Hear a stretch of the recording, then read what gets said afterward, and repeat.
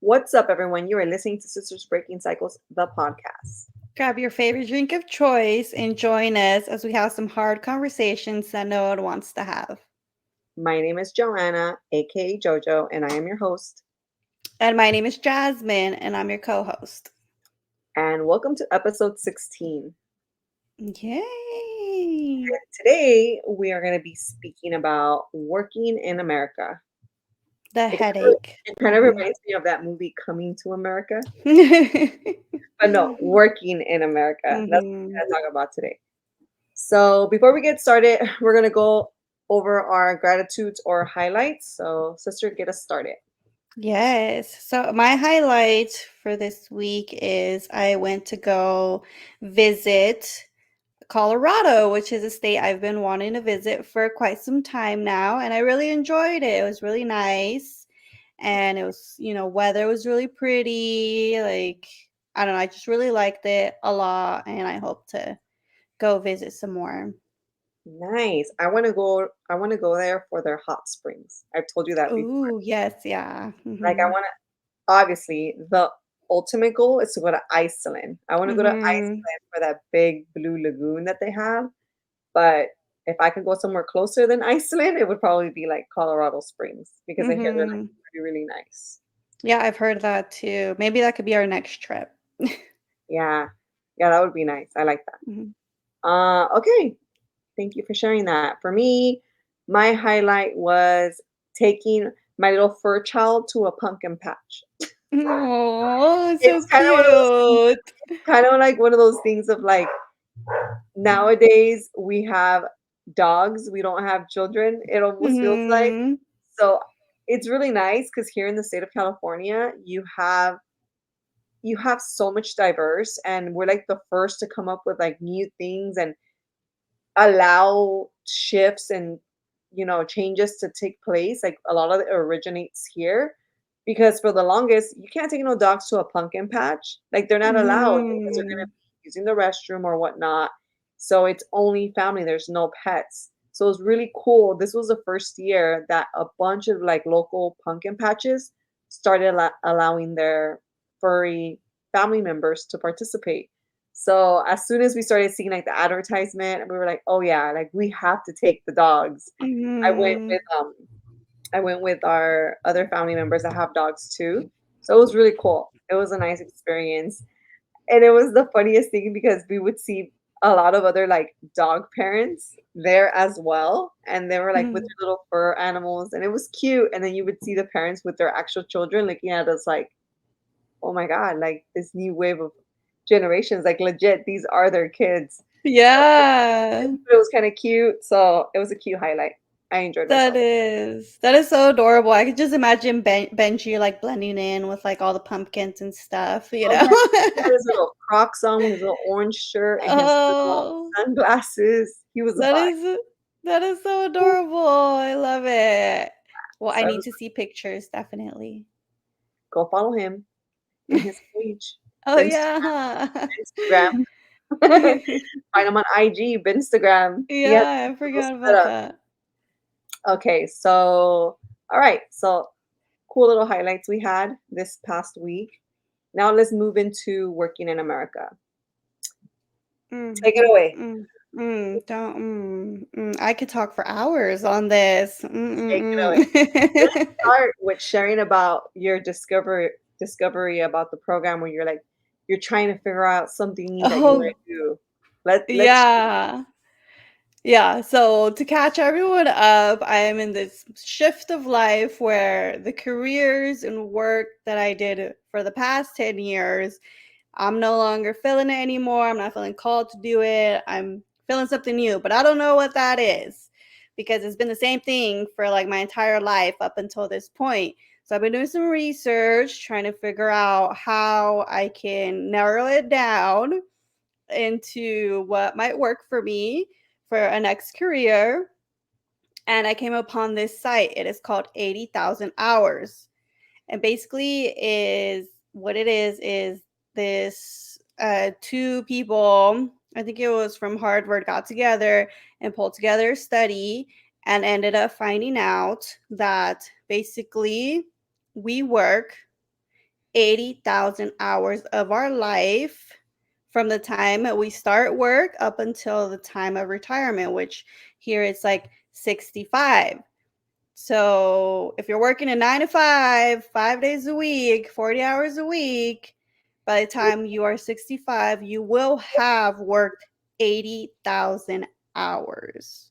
That's insane. Like, It's just saying that, like, getting yeah, tired, and right? that's not to say because granted, probably the average American, I would say, starts a job around the age of, like, 18 to 20, Mhm. depending on the Yeah. household, right? Mhm. In other cases, like my case and, other Yeah. people that I know, we started working when we were 14 years old. Yeah. So, it's Could you not imagine 80,000 that? more hours that you've been working Yes. by the time you hit 65, if there isn't any pauses in between, right? Mhm. That's a lot.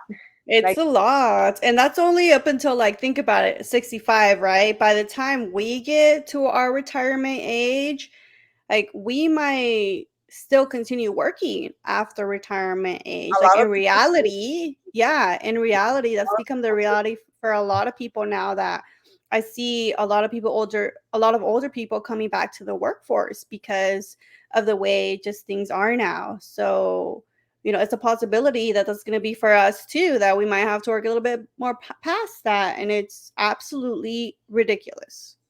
Yeah, no. It's you know, I don't understand, like, how we fall into, like, this routine. And, it starts at home. It starts with the way we're raised. It starts with our cultures. It's how we're raised and rooted. We're always as the minorities, and I don't like using that word, but as the minorities here Mhm. migrating, our parents migrating here, us being the Mhm. first generation outside of our parents who migrated to try to start making a living here. It's kind of funny how people say, like, no somos de aquí, no somos de allá. Like, people Yeah. still don't fully accept you as an American. And it's like, bro, Mhm. I was born here. Like, I Yeah. am fully American. Like, I might Mhm. not look like what you visualize as an American, but I am Mhm. American. Like, you look at me like I'm Hispanic, or you dismiss me, or you don't put Right? so much of, like, oh yeah, emphasis on this person being fitting the American look. But Mhm. who's to say what is the ideal American look? A Caucasian with blue eyes and blonde hair? Like, what is that look? Because Right? it almost feels like you're not accepted as an American here if you don't meet this stereotype look. Yeah. Because of that stereotype look, you get overlooked for a lot of positions, Mhm. for a lot of Yes. opportunities, for a lot of growth. Mhm. And then we're also told at a young age, you have to work hard. You have to work hard.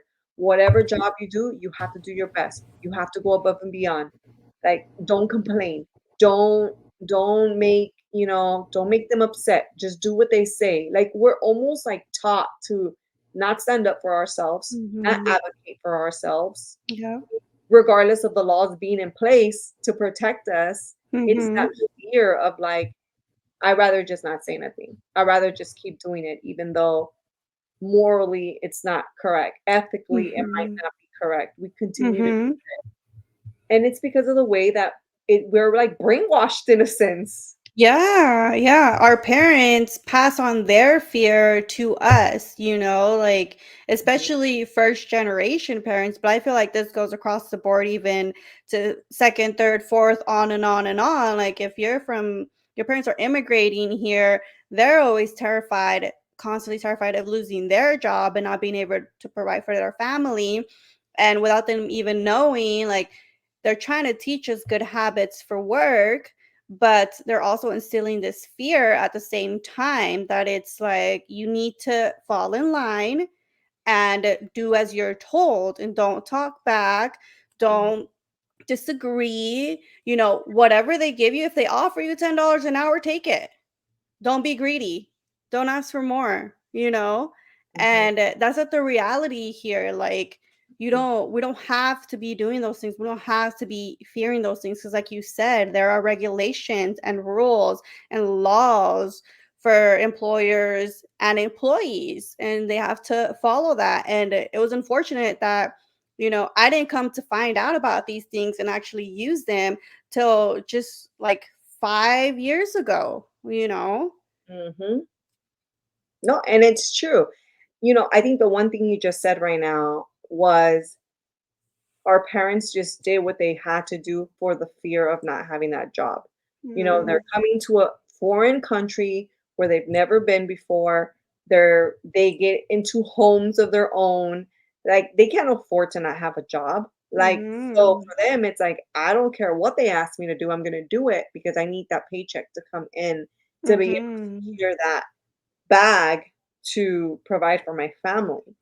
And Yeah. even us as the next generation in line, we still have that fear. We tend to have that Mhm. fear. Like it was it was something that our parents feared so much and that now we fear it. And it's like, Mhm. like, do we really want to take that risk? Do we really like all these people that are going into like entrepreneurship and like taking risk and getting money borrowed to make money, it's scary. Like, the thought about that, the Mhm. conversation about that is really scary because it's like, Mhm. "Oh, like, do you really wanna gamble? Like, can you afford to gamble?" Like, and it puts all this hesitation into our lives, and in reality, I think the one thing that I wished our parents would've told us more about growing up was to save. Because I think that's the one thing that they taught us to work hard. You have to work hard, you have Mhm. to work hard, you have to just do whatever they ask, go above and beyond, get that check. But if we would have been taught to start saving at a young age, like you put money aside,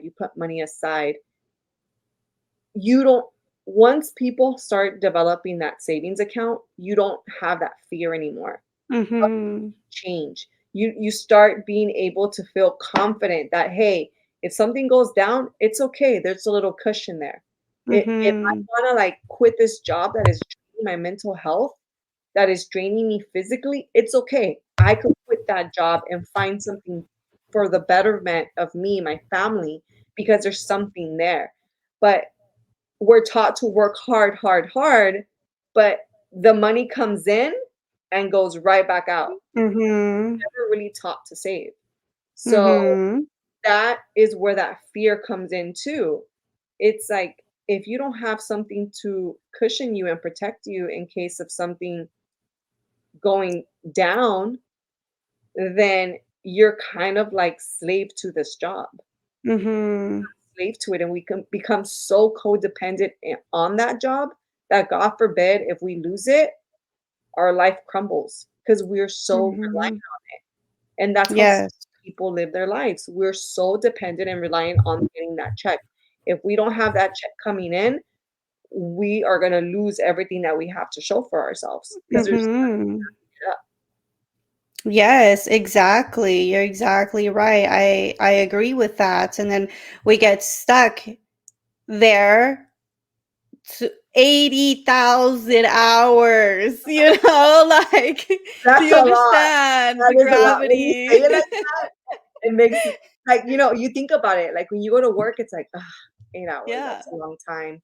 Like, Yeah. 8-hour shift, that's a long time. And then when you think about it, like, when you're getting paid, like, oh, 40 hours of my hard work, 40 hours right there. But when you say the word like 80,000 hours, it's like that is so intimidating. Like the amount of work that you have to put out at that rate, if we're putting that much work out, that many hours, we have no reason to not have some type of savings, some type of Yes. something, Or right? being able to actually survive and, like, thrive, not only be like, "Oh, crap, milk is $5 again?" Like, "Well, guess we're not getting milk this week." You know what I'm saying? Like, we should be at a point where our salaries are reflecting what we're working. If we're really working that much, like, that is a big chunk of your day, that is a big chunk of your life. It Mm, interferes with everything that you have to do. You have to work around work for your children if you have children, for pets if you have pets, for even your personal needs like doctor's appointments and mhm, things like that. You have to work around work. So you're not living your life managing it the way you need to. You're living your life to work, and then you work around what you got after, right? Mhm. It's kind of like that saying that it's like you have to.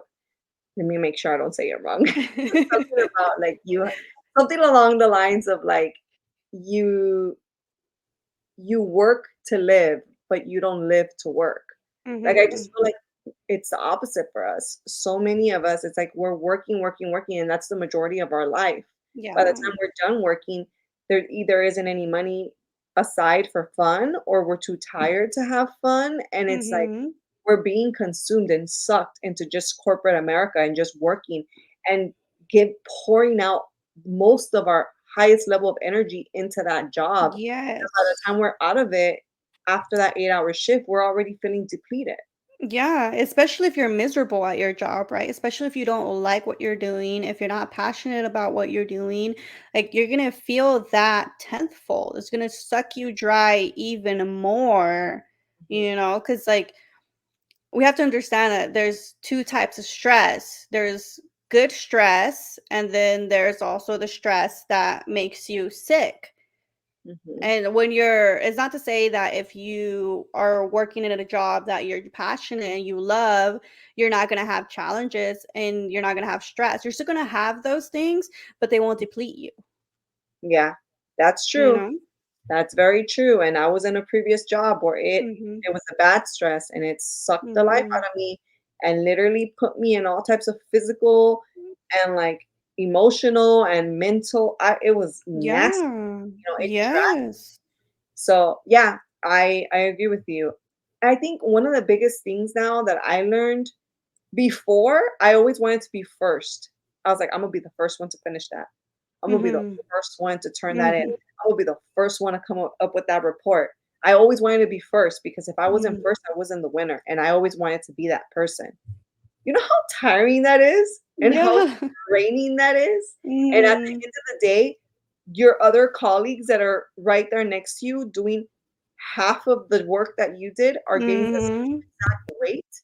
Sometimes some of them are making more than you. Yep. I'm like, Mhm. "No." At this point, I'm like, "No." I care so much about, like, my mental health now, and I just my stress levels and just being in a harmonious environment that I'm not gonna be working myself to the very bare minimum because I'm so in a rush to get everything done.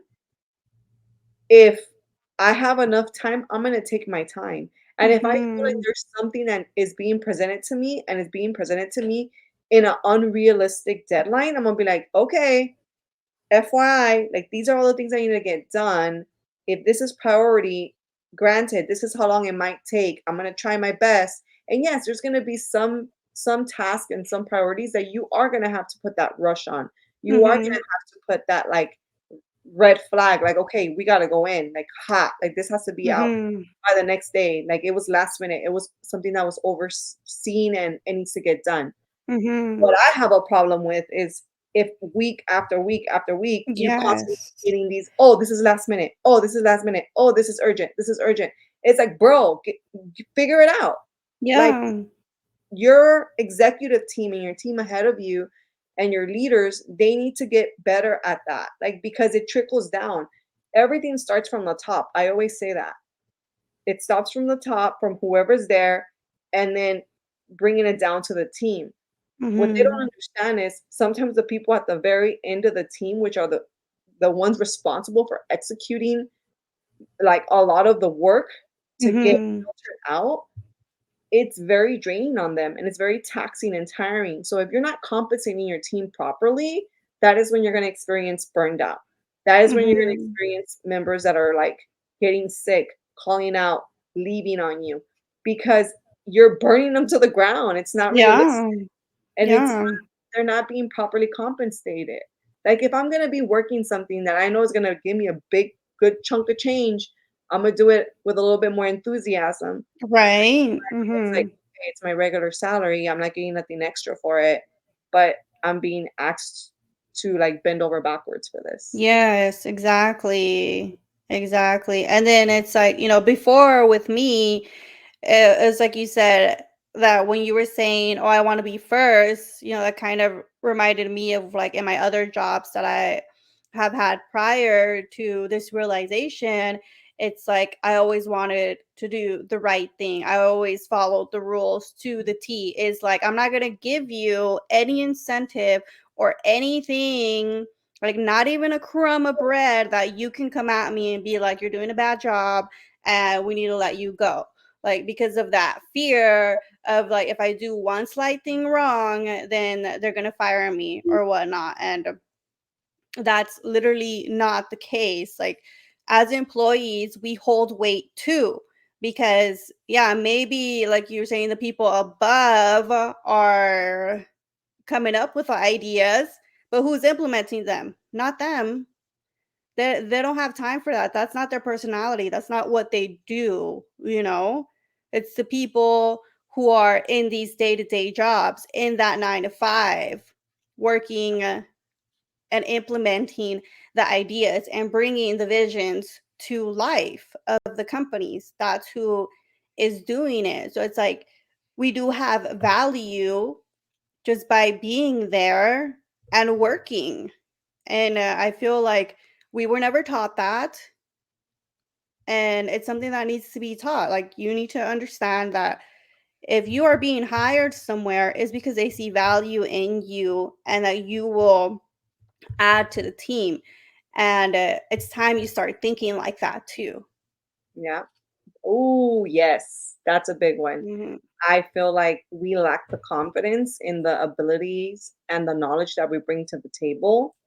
And that is one of the things that really hinders us from asking for more, Hmm. from trying to level up to the next positions available. Like, it holds us back, it retains us because we are hesitant and we are self doubting whether or not we are worthy of that. Yeah. Hmm. So we really do need to get better at, like, hey, I hold this piece of paper that cost me 30, $40,000. Like, I hold these years of experience that I've been doing in this Hmm. type of profession. Like, I like this is stuff under my belt. Like, and walk with confidence and ask for these things in confidence. The worst they could say is sorry, no. Okay. Exactly. But at Yep. least you pushed it, at least you questioned it Hmm.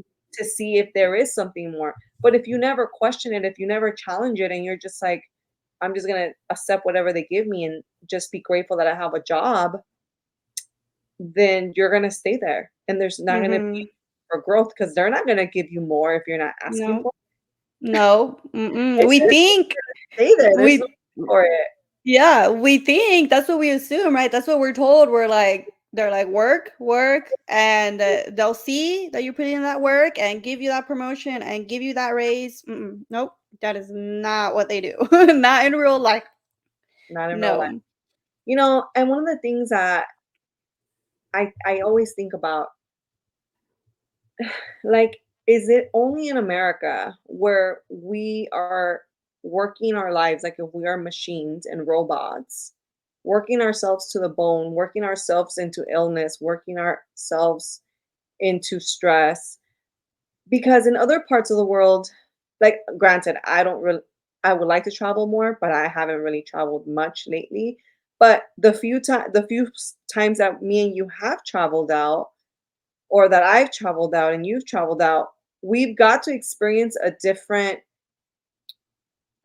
environment when we're in other places. Like, when I went to Spain, in Europe, and a lot of people talk about this in Europe. I haven't really been to many places in Europe, but a lot of people say this, like, "Oh, when you go to Europe, people take, like, 1 month holiday." Like, they really take Hmm. that serious. Yep. Like, people will go, and whoever owns businesses or even companies that businesses work for, they'll work, like, 4 hours, then they'll take, like, 2 hours off for their lunch. They'll close the entire business out, and I remember, Hmm. like, when me and my partner were out there, we were like, "Wait, like, businesses are closed? Like, wait, they're closed from 2 to 3? They're closed from 2 to 4?" We were like, "We're not used to that." Here, we Hmm. operate around the clock, 24 hours a day sometimes in some restaurants. And Hmm. over there, it was so shocking. It was like a culture shock of like, "Oh, yeah, no. They open from this time to this time, then they close for these hours, and then they come back and open for this." Because they know how to balance their life and work. Yes. They Hmm. know the quality. Another thing, when I went to Mexico last year, same thing. Like the lifestyle is like people go to work, they work, they have their hours of work, but they also have their hours of just relaxation and their own personal time. They don't Mhm. prioritize work and they don't make work the center of their life and universe. And I feel like here in America, we do that. Our work is the center Yep. of our universe. Everything else Yep. is extra. Yep. And that's it shouldn't be like that. It's mind-blowing that we are supposedly this developed country, but once you compare us to other developed countries that are at our same level, we are literally the worst.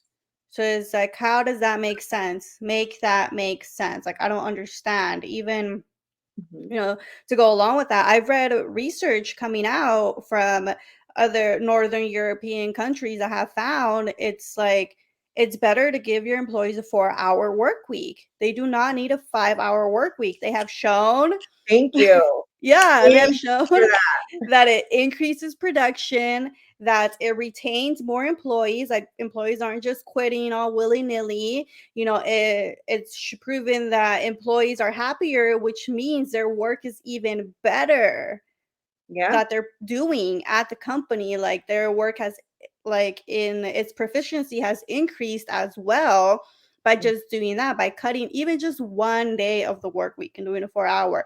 But you see, you Oh come my god. here to Yes. America and they're like, no, well, if we do a 4-hour work week, then nobody's going to want to come to work anymore. And they come up with all these ridiculous excuses as to why they oppose like a 4-hour work week. Yeah. You know, I'm okay with working 6 to 8 hours, but give us 3 days off. Like, Yes, make it exactly. 4 days of work, 3 days off. And I'm Yes, okay with keeping a 6 or 8 hours work schedule. I'm okay with that, yes. right? Mhm. But because we don't have enough time to really be present and really live our lives. Live most of our lives working. And then we have a Mhm. little small window where we could like dedicate to ourselves and what we need to get done or what Yes, we want to get done. yes. Yeah. Exactly. That window is small. It's like what, 48 hours, 2 days. That is it. That is all you get, and then back to work. And then, there's some companies, unfortunately, that still only give you holidays off, right? Mhm. Some companies are And catching some up. don't.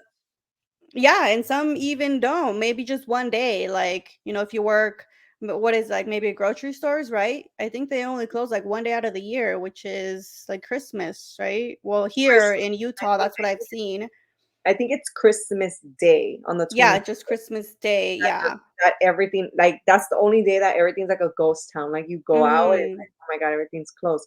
Except some fast food restaurants. Some places will still be open on that Yeah. day. Um, Mhm. which to me, I'm just like, that's so like that's wrong. Allow people to just Yes. have that day to themselves. Like close everything Yeah. down. Yeah, exactly. Like, it doesn't matter if you celebrate the holiday or not. Like, people just still want a day off, okay? Like, let me just have a day off.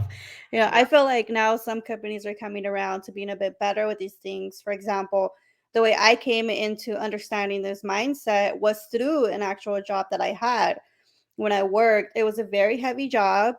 It was very emotionally and mentally taxing, and Mm, they understood that. And because of that, they paid well.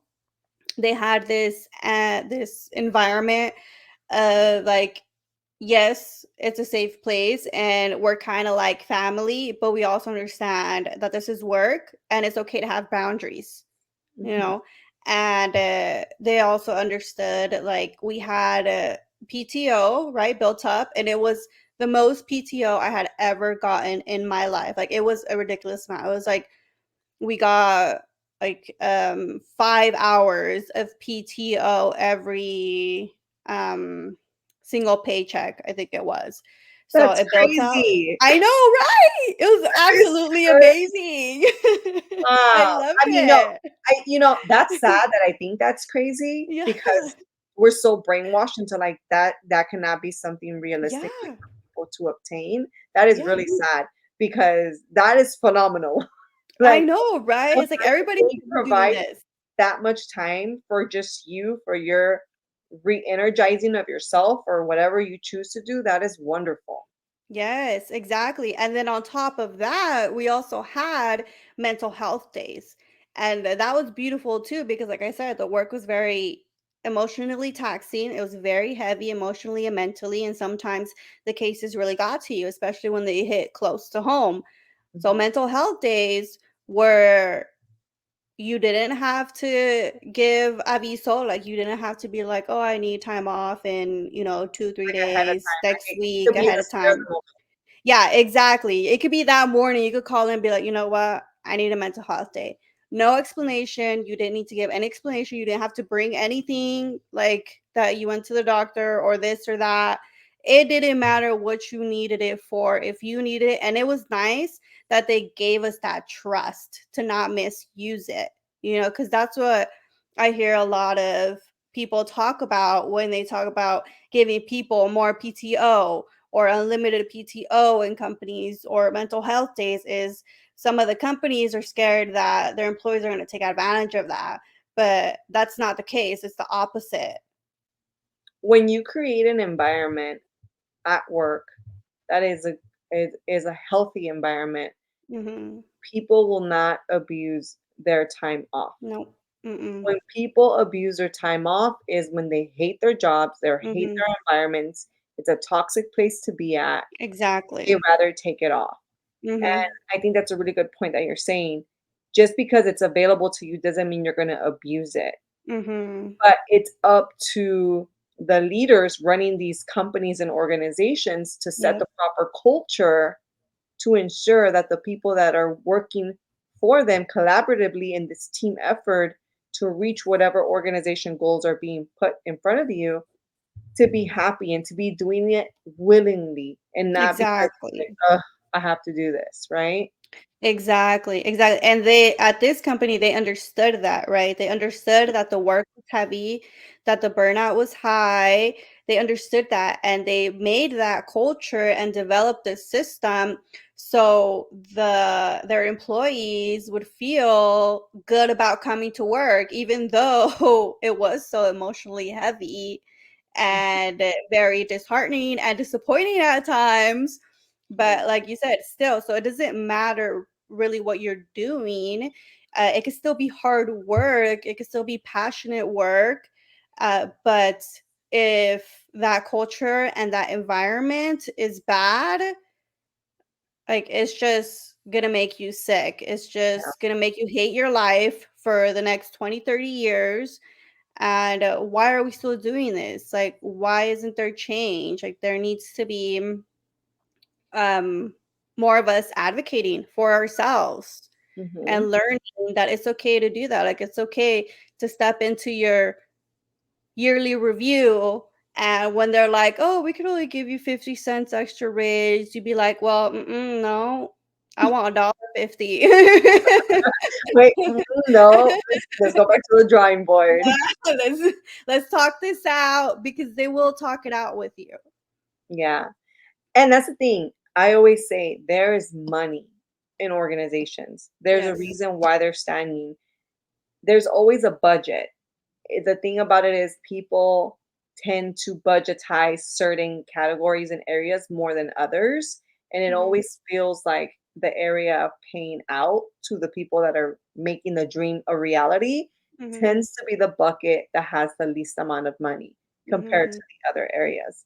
mhm. But and this doesn't necessarily mean like, oh, I'm gonna do the bare minimum and at the end I'm gonna ask for a raise. Clearly Mhm, not. no, And this is also mhm, not to send the message of like you gotta work like a machine on steroids in order to qualify and ask for a raise. No, that's not the mhm, case either.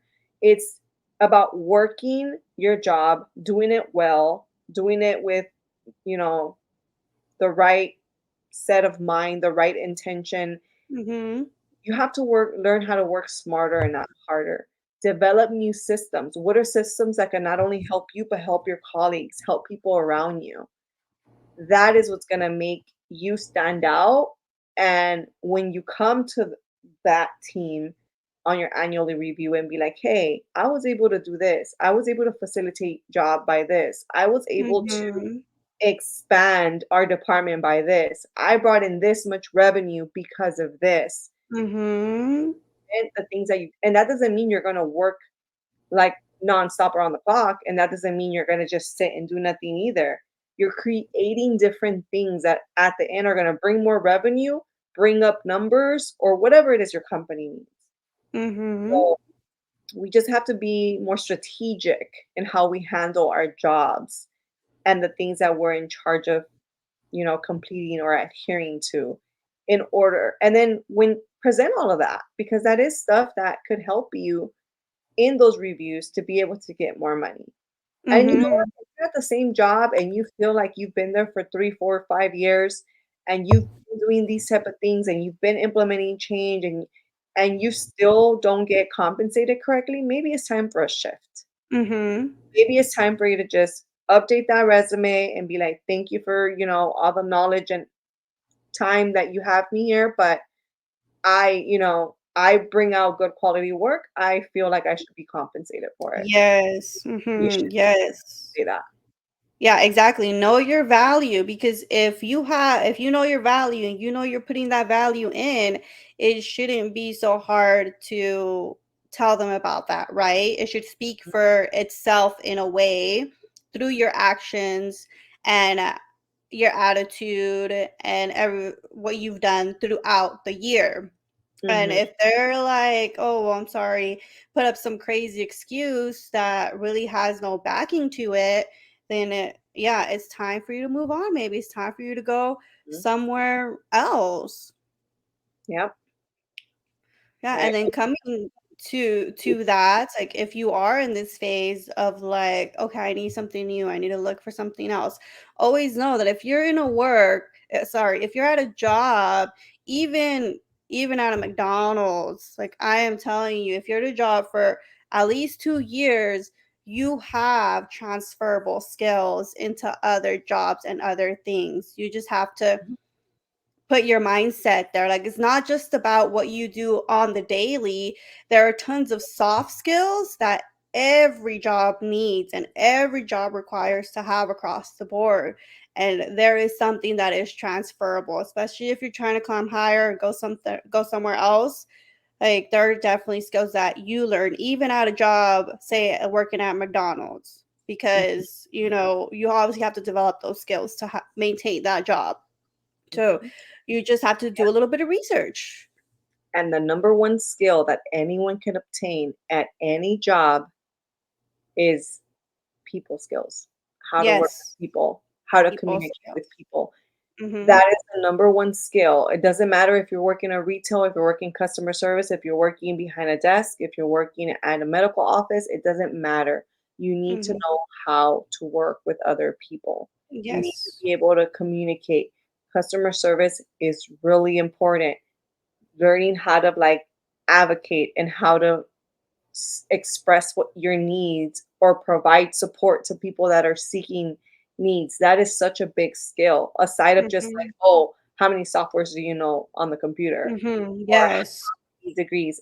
Just knowing how to be around people and communicate with people is one of the biggest skills that any employer needs. And you could get that, like you said, at McDonald's, behind an office, medical building, education building. It doesn't matter. You're working Mhm. with people. Yes, I definitely agree. And even like to tag on to that really quickly, it's like if you think about it, every job that I've ever had, I don't know if this is the same for you, but every job that I have ever had has trained me at the start of the job, whether that's 2 weeks, whether that's 2 months. I have never, ever been hired on for a job that has not trained me how to do the actual job I've been hired on for. Mhm. So if that's something that scares you, understand. I'm pretty sure that across the board, every single job, especially the people that are making it happen, is going to train you on how to do it their way specifically. Mhm. Even if it's in the same type of career field and you're just Yep. switching from one company to the other, every Yep. company has a different approach to how they want their customers, how they want their information to be stored or the systems you have to work, they're always going to provide that training to you. Mhm. So yeah, I think you're Yes. right about that. Yeah, so, like, for me, it was a big mindset shift to get to the point where I learned how to advocate for myself. I learned how to negotiate my salary, and I learned how to stop fearing that I was gonna get fired every time I did something wrong, or if I ever did something wrong, that that was gonna be a consequence for me, because in reality, that's not the case. That's true. Well, I think this wraps up this episode. Yes, I think we talked about a lot. Mhm. I wonder how many of our listeners actually feel the same way or have things to add on to what we shared. If you do, you know where to find us and leave comments or suggestions, your thoughts. All right, Mhm. everyone. That was it. Bye. Bye.